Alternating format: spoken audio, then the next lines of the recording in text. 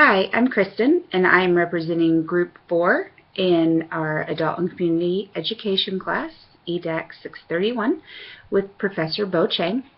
And this is our group's survival memo and suggestions for future students.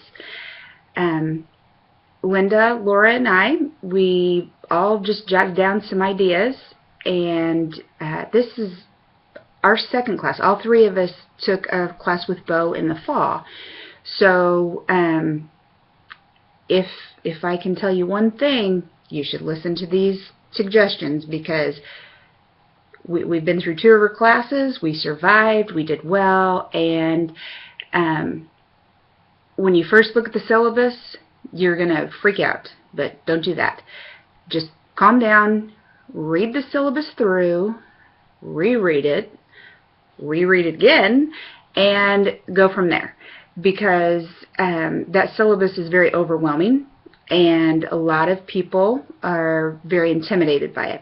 So just read through it several times. If you have questions, ask Bo, email her. She's great. She will respond very quickly. So email her, and chances are, if you have the question, somebody else in the class has the same question as well. So don't hesitate to ask her questions. Then we all three, again, recommended writing, either printing a calendar, or I would put all of my stuff in my Google Calendar, and it was right there on my phone. Laura, I believe it was Laura, she did the same thing. It's very handy to know in advance. You can set up reminders, hey, this is due in 2 days, or whatever. It's very nice to have on your Google Calendar, or another calendar similar. But if you don't want to do that, if you want to just stick with print, because I did that the first class in the fall that I had. I did a print calendar, but I felt confident enough that I could pull it off with my phone calendar this semester.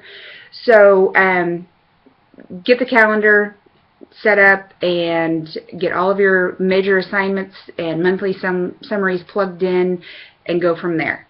The next thing, once again, pretty much everything that Laura and Linda wrote down, they're the same things that I wrote down. Communication. Just communicate, whether it be with your group members on projects, or with Bo trying to get clarification on an assignment. Communicate as much as you possibly can. If something doesn't make sense, ask a question.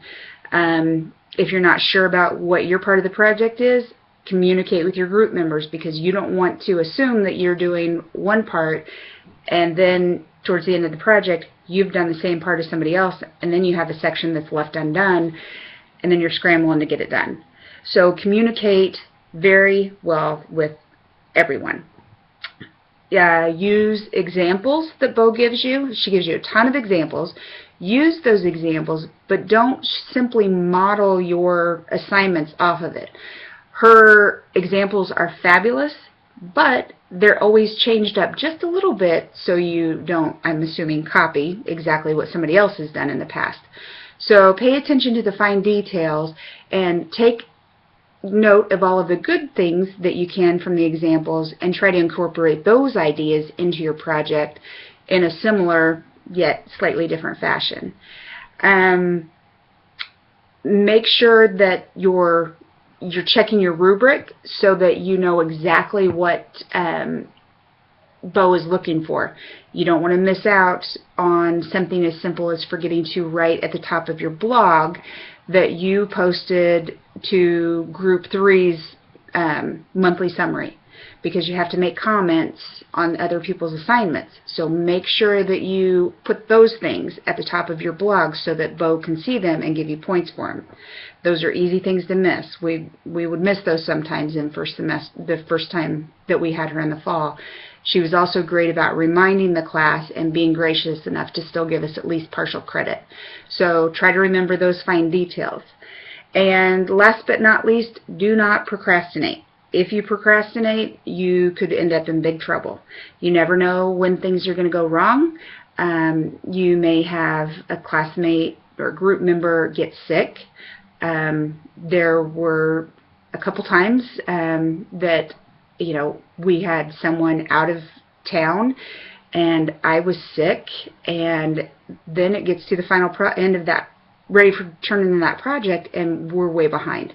So try to work ahead. I know that's not always possible, but if you plan in advance, you can work out those kinks that you might run into along the way. During our second group assignment, Linda had the flu, I had a surgical procedure, and 2 days later our project was due. But because we worked ahead and communicated very clearly, we got that project done and turned in without any problems.